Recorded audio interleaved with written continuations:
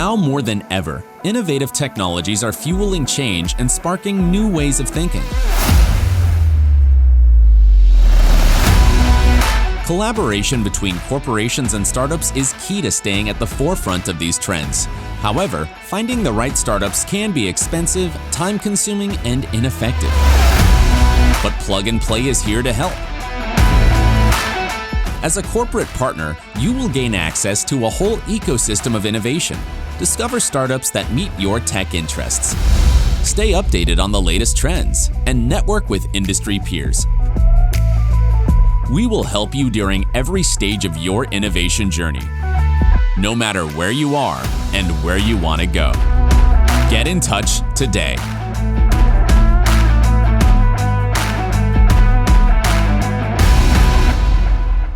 For joining us today. I'm super excited that we have the North Dakota Department of Commerce and the Fargo-Moorhead Economic Development Center here to talk to you guys a little bit more why North Dakota is so great, all the opportunities that we offer here, and why you guys should open shop here. So first up, we have Josh Teagan. He is the Director of Economic Development and Finance Division. So Josh, if you wanted to take it away. Yeah, welcome everyone and joining us. So as Sarah mentioned, my name is Josh Teagan. I'm the Director of the Economic Development and Finance Division, the Department of Commerce here in North Dakota. And I preface this with, I'm maybe a bureaucrat now, but I actually started my career in venture capital, where I worked for a couple of years and then went on to found 3 different companies, 2 of which have since been acquired and 1 which is still operating today. So the reason I joined state government was not because I had this lifelong dream to be a state government employee, but really I saw what made our state unique and what made it special and how I could influence change at a larger scale to help perpetuate more innovation, more access to capital, and really increase the overall wealth of the state of North Dakota. So that's kind of who I am and why I'm here. North Dakota as a whole, it's no secret that our economy is largely dependent on 2 industries, oil and soil. So if you strip out things like retail sales, home construction, things like that, about 70% of our economy is based on oil and agriculture. And so when we look at, our susceptibility to certain downturns in those markets, there's a huge push from the state level to innovate in those industries to bring resiliency and diversification to kind of those 2 primary pillars. And the nice part is there's a lot of overlap between those 2 industries, whether it's with bioscience, unmanned aerial systems, things like that. And so we're able to leverage technologies that are built in one area and really use them to bring resiliency elsewhere. Another reason why I joined the state of North Dakota is because of the current, administration that we have in place. We have a lifelong, super accomplished entrepreneur in the governor's office and private sector, really incredible, bright people scattered throughout state government. So I'd say North Dakota's taken a really aggressive approach at how do we innovate, how do we bring new ideas to the table, how does North Dakota become a place that businesses want to be because of how business friendly of an environment we can provide. And so everything from our tax structure to our government, our governor's office to the local economic development agencies, all the way through everything that creates this ecosystem that makes it a great place to live, work, and start a business. And so there's a couple of things that I know John and Ryan will touch on in their presentation later, but that I wanted to highlight in terms of what really makes North Dakota unique. And as you guys as founders of startups, access to capital is a huge, huge resource. And so there's a few things that I want to cover. So first is North Dakota is the only state in the country that has our own state-owned bank. So the Bank of North Dakota acts kind of like a mini Federal Reserve solely within the state of Dakota. So their distribution channel is other banks, so they don't issue direct loans. A lot of times what they'll do is they'll underwrite risk for local banks that a bank wouldn't take on its own. Additionally, they have other programs that will offer interest buy down where, the local lending institution still receives the same return on its dollar, but you as the entrepreneur may pay only 1% for that money. And Dakota essentially finances and pays that difference to buy down the interest rate. So the Bank of North Dakota is one of the most unique tools that we have, given that we're the only state that has that. It really, I would say, moves the needle in terms of the flow of capital, banks' willingness to lend money, and the access to the debt markets here in North Dakota, I think are second to none. Largely because of the bank. And just for, scale, Bank of North Dakota's initial, kind of in-house lending limit is $100 million, but they can do deals up to $1 billion in size. So we're talking about, this is not, really small micro dollar amounts, which they're able to do, but they can also finance $1 billion project. So that entire continuum, huge tool in our toolbox. To go along with that, the Department of Commerce has a couple of specific programs that I think are really beneficial. We have something called the North Dakota Development Fund, which a lot of times in financing, there's a gap that ends up existing at some point. You go to a bank, the bank's comfortable up to a certain amount. Maybe there's some owner's equity or some retained earnings that are available, but you can't quite get to the dollar amount that you need to complete the project, whether that's the construction of a facility, whether it's working capital, kind of anything that requires investment.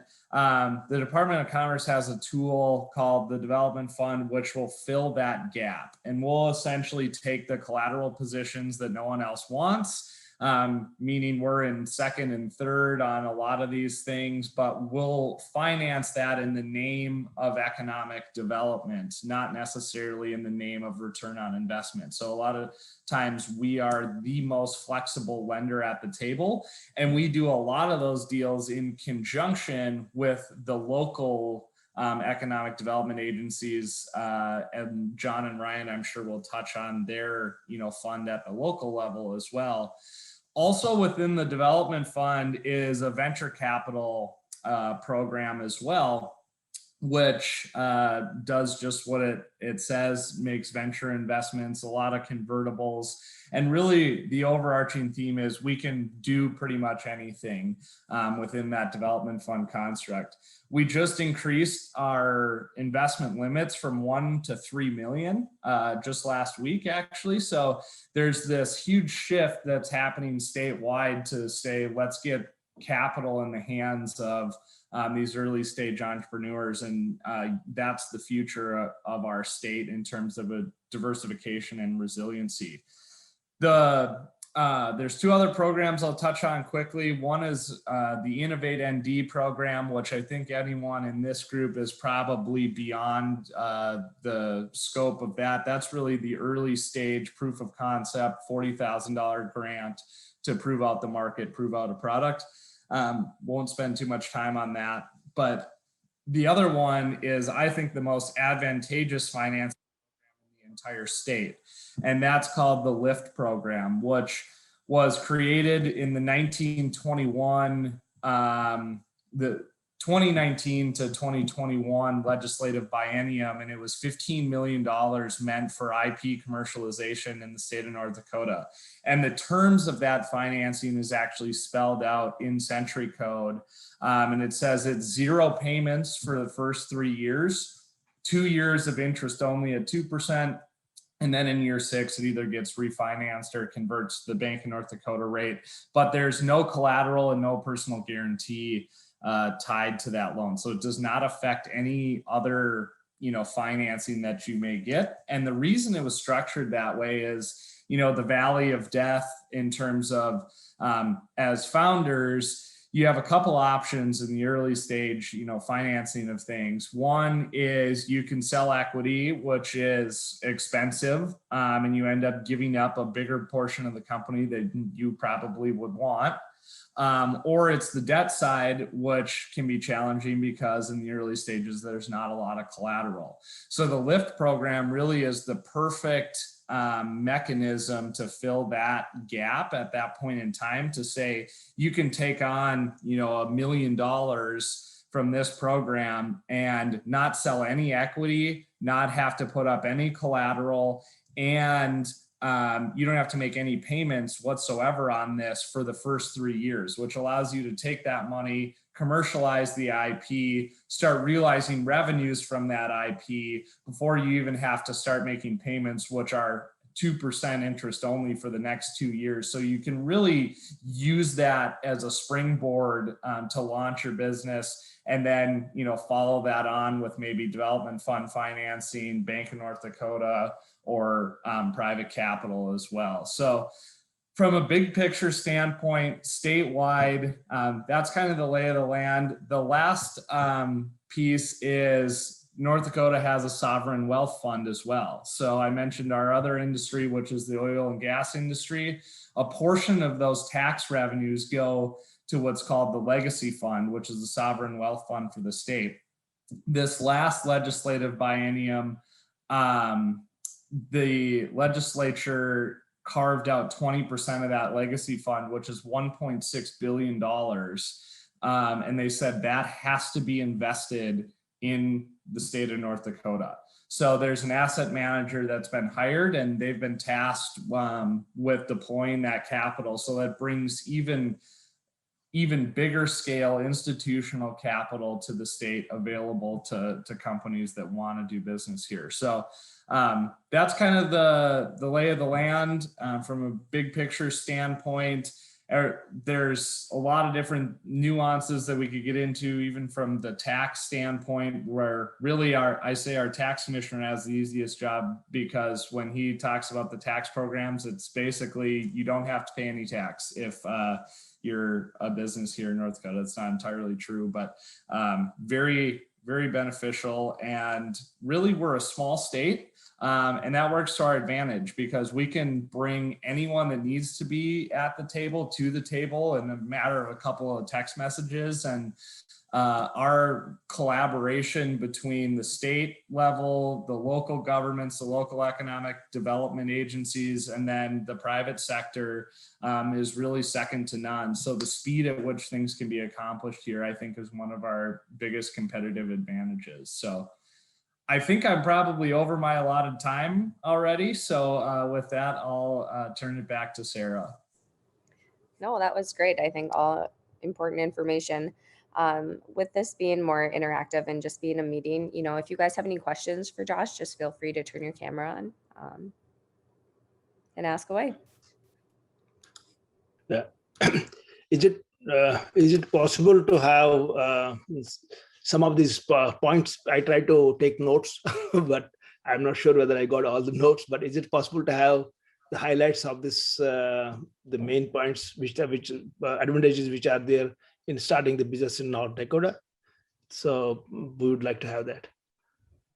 Yeah, definitely. I can certainly compile kind of a package of here's what all of the incentive landscape looks like, and distribute that probably to Sarah. That's something that we should have connected to Plug and Play anyways, and something that you guys can see specifically. But I do want to mention that the Department of Commerce really takes, I'll call it a concierge approach to economic development. So I have a financing team that works for me, and then I have a team of economic and community developers that work for me as well. And what we would likely do is assign, a specific person to work directly with you to be your point of contact with the state.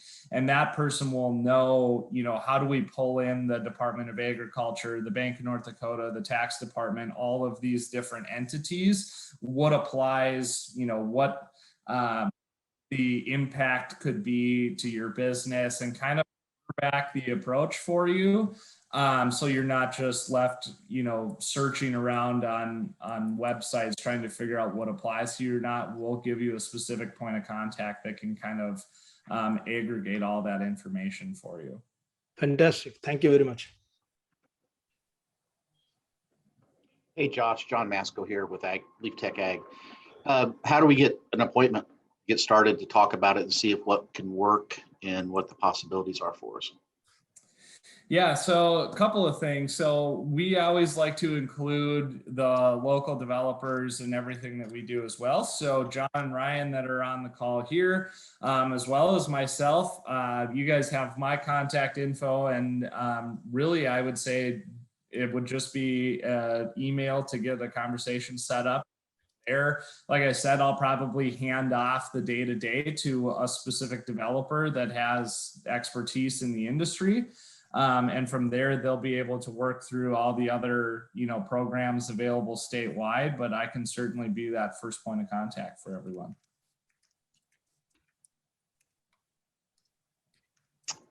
Thanks. So we'll get an email that we can respond and get something set up after this then? Is that kind of what's going to happen? Okay. I can share out the recording, and then I'll share out John and Ryan's contact information. Great. Stay with Josh. Yep. Thank you.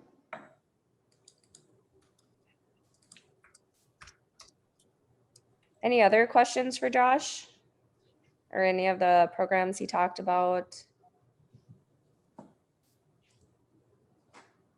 Well, I'm going to ask one more then. So do we need to have a physical location in North Dakota to do this then, correct?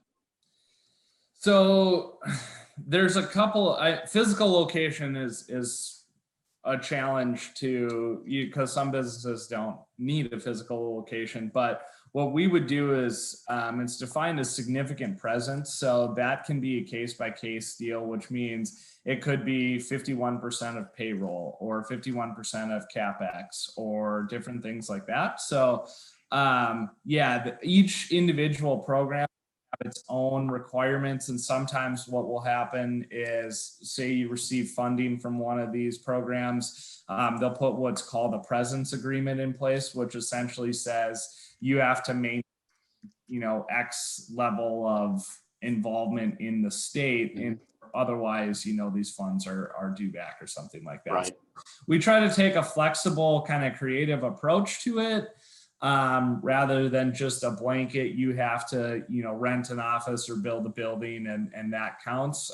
We try to have a little more common sense in that decision-making process. And so it really is, significant presence may mean different things depending on the type of business. And so we define all of that on a case-by-case basis. So if we were needing, because we're getting ready to set up some manufacturing for our product and stuff like that. So being able to do something in conjunction with that in that area would be good. Okay. Yep, definitely. Cool. Well, thank you very much. Looking forward to having a conversation. Yeah, you bet. Thanks, John. Any other questions before we move on? All right, perfect. Well, thank you, Josh, for being here, and thank you for sharing all that awesome information with them. Yeah. All right.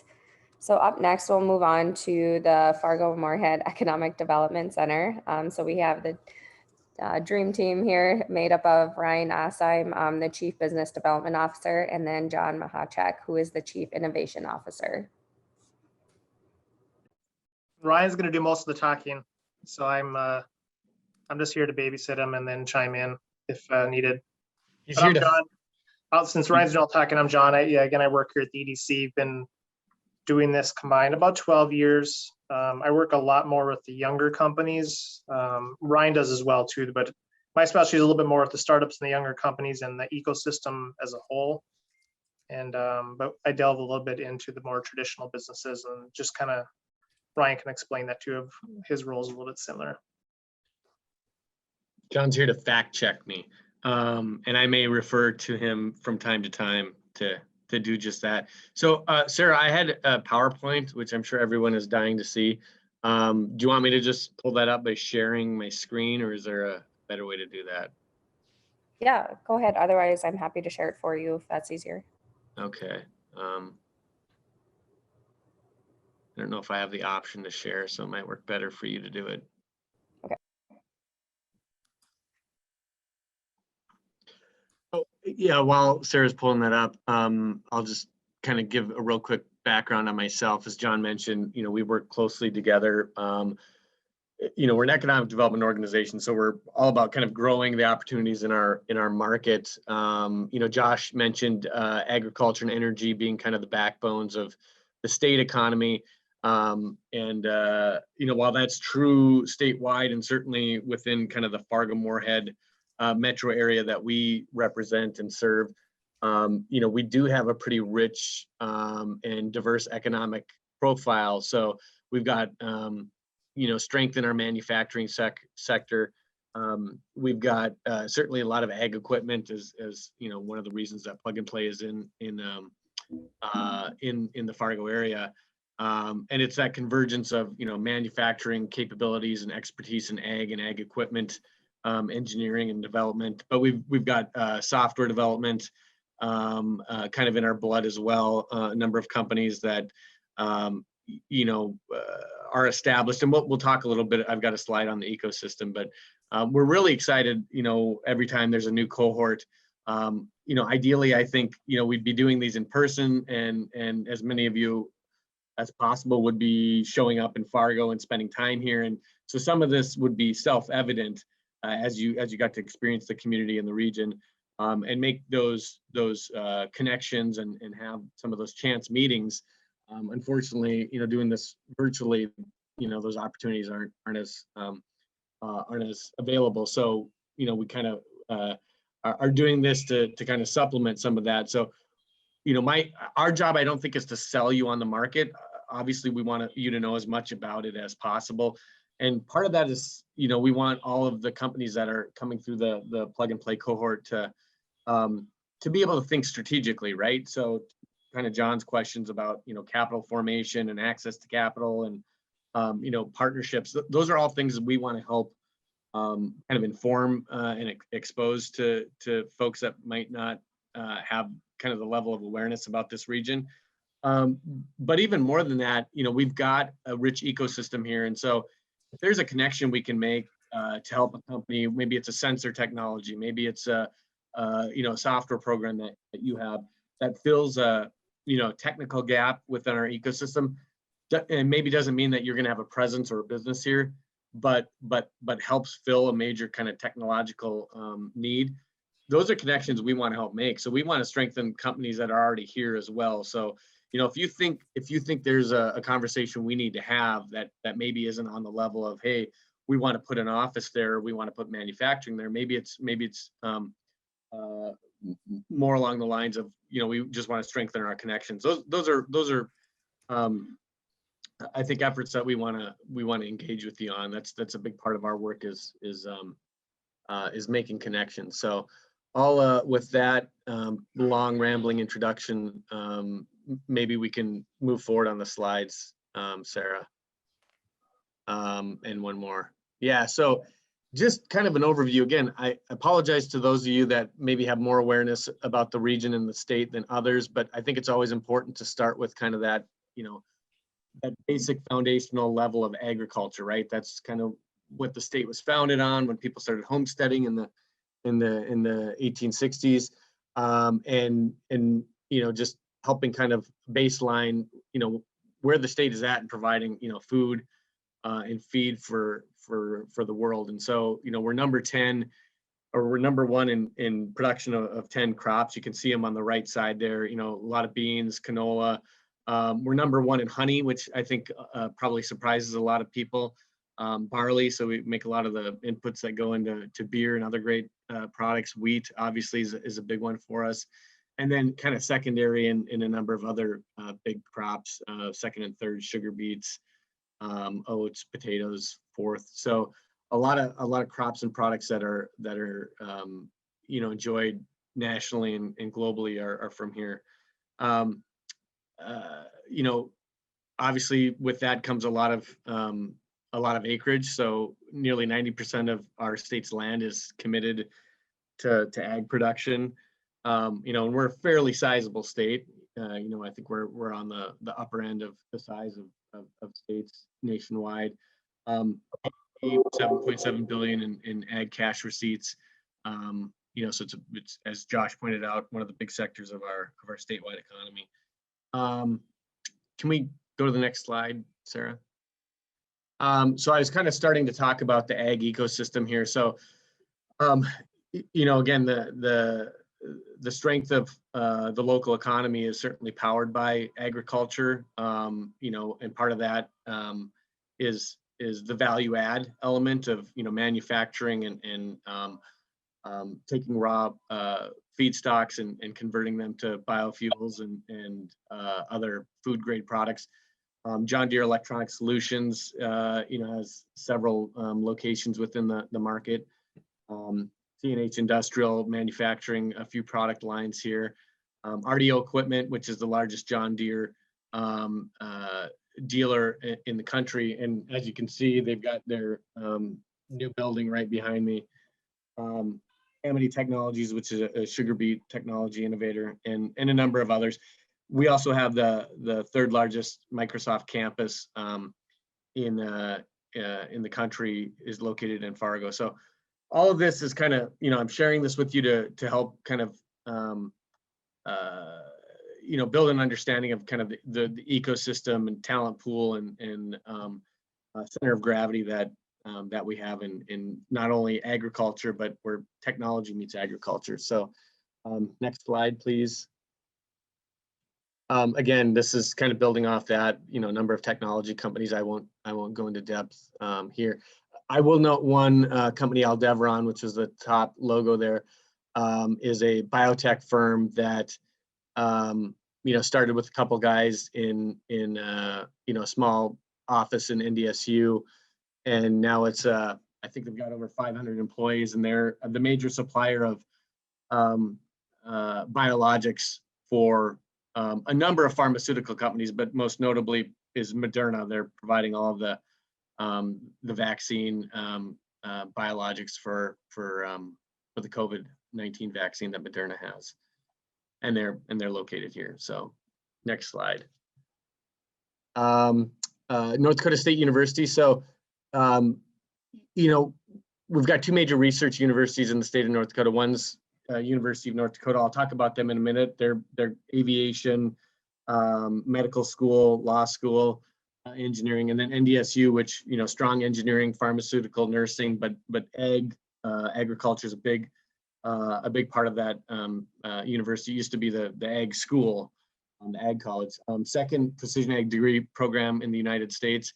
They're cranking out close to 400 graduates just based on some recent numbers, and you can see all the different disciplines and programs there. And then they've since spun out the Center for Digital Ag and Big Data. You can see one of the robotics research projects they're developing there. So great partnership opportunity. Their strength in validating research, validating technology, especially where it relates to agronomics and the value of production ag. So a real strength for our region in terms of partnerships, and I think it's one that we can't highlight enough. Next slide. Yeah, I just want to reiterate that real quick, Ryan, is that I've been in a lot of those meetings too with you, where it is really helpful to have those researchers and testers or extension office people around the table, because we're pretty good here about getting a lot of people around the table to make it more efficient on the discussions. And one end of the table might be talking about some of the capital and the needs, and then you have the other, and then you kind of start delving into those, like you said, the validation, the testing, the verifications, all that stuff. And it's the NDSU is really great to work with at that, and in the extension context we have. And I mean, they've got some of the best soil scientists in the world. And so I know there's a few companies within this cohort that have soil, sensor technologies, and so it's those are the types of partnerships that NDSU is eager to have, and And I think they can help companies get further faster. And I know there's a number of companies from previous cohorts that have worked with NDSU and other partners at Grand Farm and continue to work with them as well. So some thing that a lot of people may or may not know is kind of North Dakota's position as a leader in UAS, unmanned aircraft systems and drone technology. You know, some ag tech companies are obviously deploying UAS and drone technologies more prevalently than others, imagery, spraying, other use cases. And so this is another area where there's a rich convergence of different kind of industry sectors coming together and kind of creating a unique environment. You know, a number of designations at a federal level that have allowed North Dakota to lead in unmanned aircraft systems development. I think one of the things that is probably the most interesting and one we get most excited about is the build out of Vantis, which is this, it's the first beyond visual line of sight network that's going to span an entire state. And so the state of North Dakota is, and Josh can attest to this, put in a significant investment. I think just in the last two bienniums, the state has invested over $60 million in the build out of this network and support for Grand Sky, which is a UAS business test park, UAS business park, 70 miles to the north of us, and then the Northern Plains UAS test site, which is essentially kind of the mission command and control and lead agency for partnering with companies on deploying UAS technology and doing testing. So I'll head to the next slide. So Josh covered a lot of this, so fortunately you don't have to hear me ramble on about too much of this. I obviously need to update this slide after learning the North Dakota Development Fund venture capital limit has been raised from $1 million to $3 million.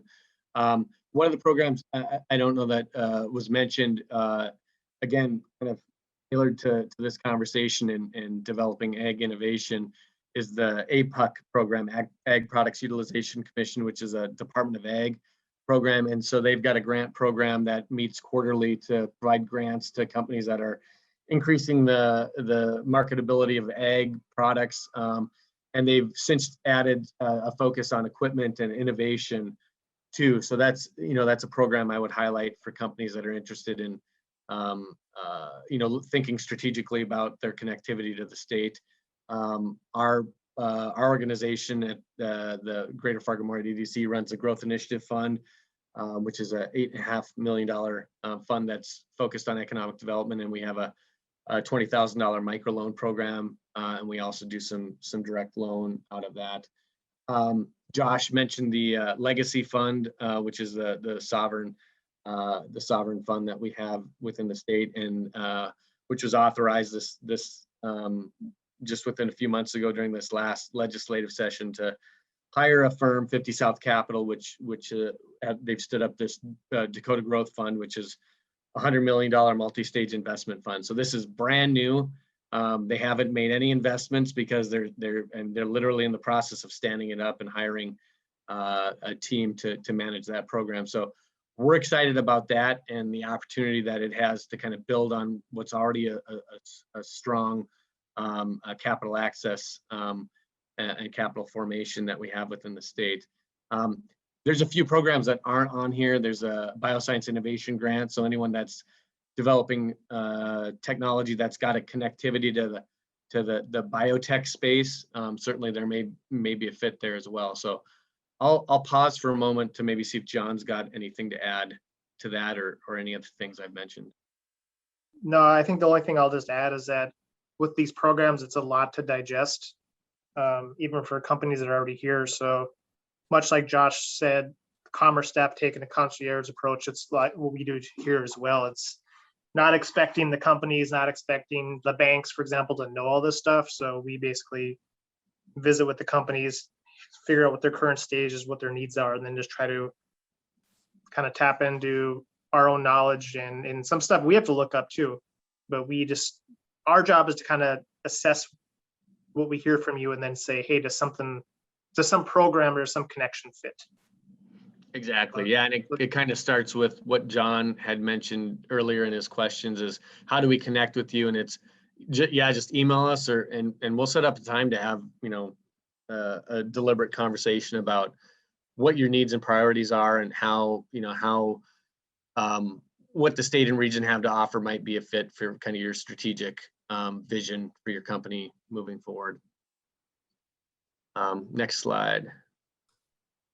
So this is just a little bit kind of data on the metro area. Just over 250,000 median household income, could be exciting stuff to some people, may not be to others. Next slide. We put together a kind of a synopsis. There's no ag tech industry kind of definition that's standardized. So we've put together kind of a list of what we consider to be a good cross section of different industries that would make up that, and kind of giving you a snapshot of how our region kind of ranks. If you are looking at employment, workforce development, another, I think, advantage of that the EDC offers is we've got a robust data and analytics systems where we can kind of help you understand, what regional comparisons of different talent look like. So if it's an electrical engineer, what that might pay here versus another location. So again, it's one of those things where call us, ask us if you've got questions. We'll figure out a way to try to help you. Next slide, please. Again, a little bit more about our region. John coached me before, said, try to blast through this stuff. If you want a copy of our slides, we can give you share this information with you. So I think we can just kind of go on to the next slide. And this is all the number 1, number 2, number 3 rankings of the region. Again, if you're interested, you can find this information or I can share it with you. Next slide. There's our contact information. So we can leave that up while we answer any questions or field inquiries from anybody on the call. Yeah, and Ryan, I'll just add a few things. One, just as a reminder, so Josh talked in the beginning, he's on the state level. He represents the whole state of North Dakota.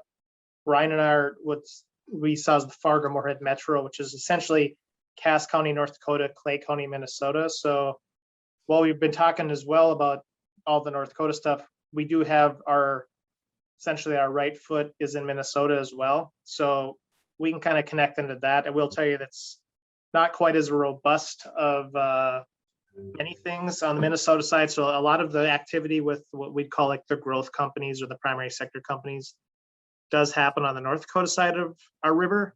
But just know that Minnesota's there too. And sometimes there are things or connections to be made in the Minnesota markets as well. So we'd have state contacts as well on that side to kind of connect with. And then also too, when Ryan and I visit with you guys, we look out for our market here, the Fargo-Moorhead Metro, and you might find that what you're doing is perfect for our market. We have the most diverse, we have the most population, the more jobs, the workforce, which really helps, and then the quality of life stuff that comes with it. So the companies tend to want to kind of be here versus some other communities, but if it makes sense to be elsewhere or even to have a connection with another, whether it's up in Grand Forks, what they're doing, whether it's out west in Williston or Bismarck, we're happy to make those connections too, because we kind of believe in that, the rising tide philosophy. So we try to be really good partners, and we're not very territorial and siloed, and we work really well amongst the whole state. That's once you start communicating with people here, or if you get a chance to visit, it's very apparent how collaborative we are here and how efficient we are. It's just we're accustomed to it, so we don't probably notice it as much now. But when people visit or we help them out, they're always kind of blown away with the very few degrees of separation there are between people and resources in our state.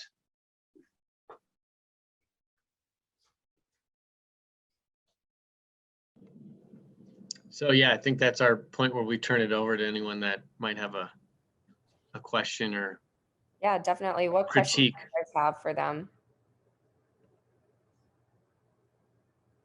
So, we intend to actually visit North Dakota sometime in October. That's what we are thinking.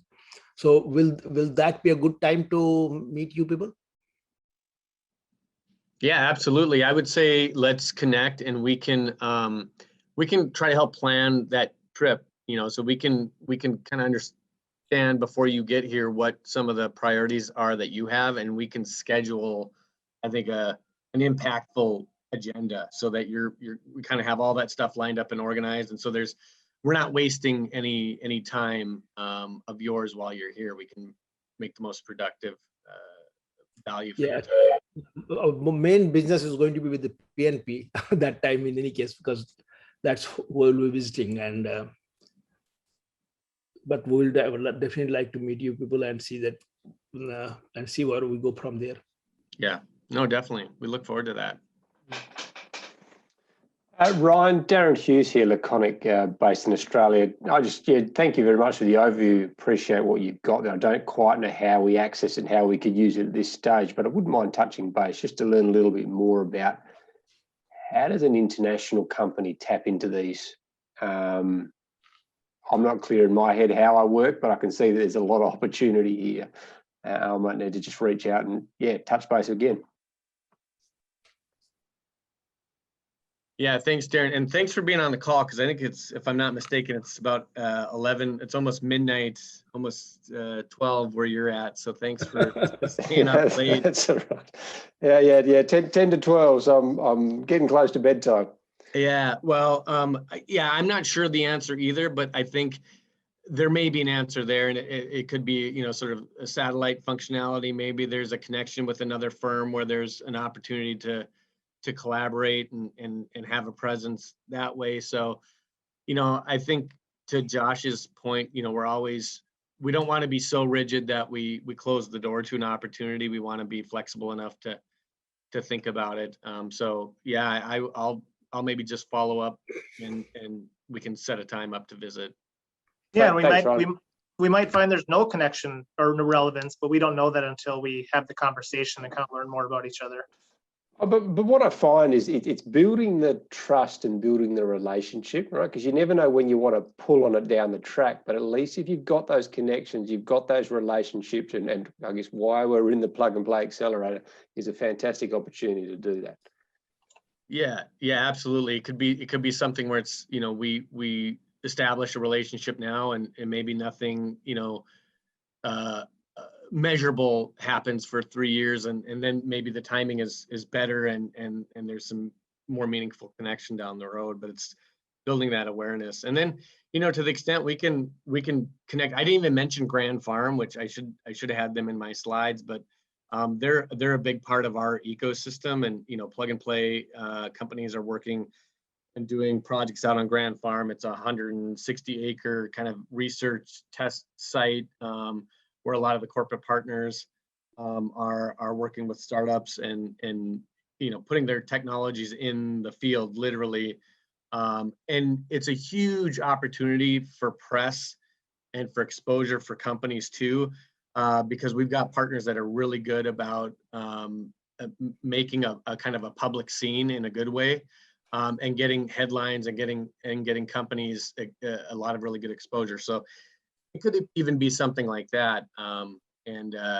You know, those are just the kind of introductions that we want to make. And at the end of the day, it's up to the decision makers that are on this call here to decide if that makes sense. It's our job to present all the options to you and say, hey, here's some things that we think there might be some opportunity to connect on.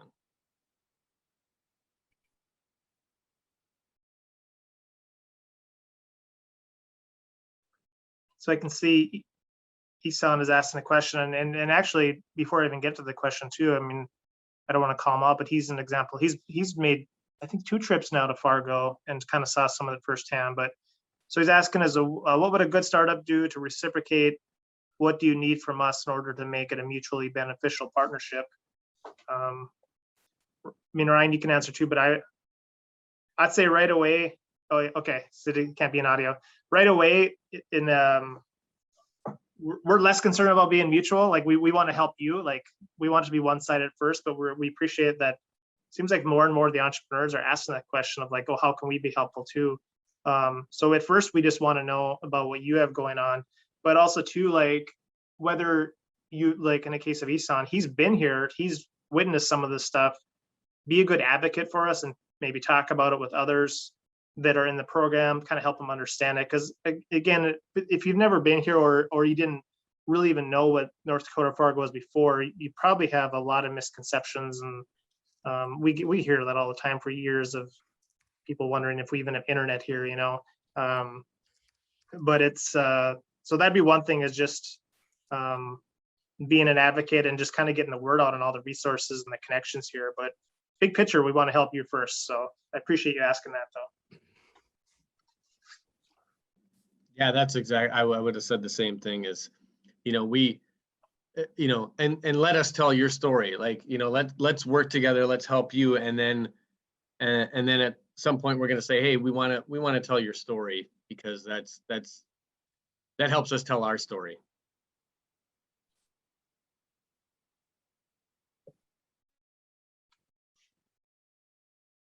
I think I will point out too, just because sometimes it happens, you know, we do have to kind of balance the line of like, we want to be helpful, but we can't strictly be, we're not like your salesperson thing too. So sometimes it kind of might get that way. We still want to make a good connection. Ryan kind of talked about that at the beginning. If we feel like it's a technology gap that's maybe missing here for some of our companies, but we do have to kind of straddle the line to make sure we're not just a free salesperson for some companies that are trying to get some revenue here out of businesses that are located here.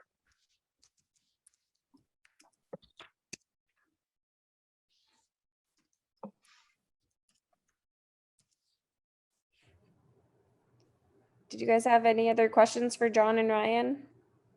I know we went over a lot today, and again, we'll share out the recording and these slides and all their contact information. Perfect. Well, thank you so much, John and Ryan, for being here, and Josh, again, for sharing all that information with them. I already got a message, you know, that some of these startups had no idea that there were these programs and all of the offerings and opportunities that North Dakota had. So we really appreciate you being here. Again, you guys, I'll share this out with you. So if you want to connect with them, please do. They're here to help you. Thank you very much. Really Thanks, appreciate it. everyone. Bye. All right. Thank you, everybody. Have a great day.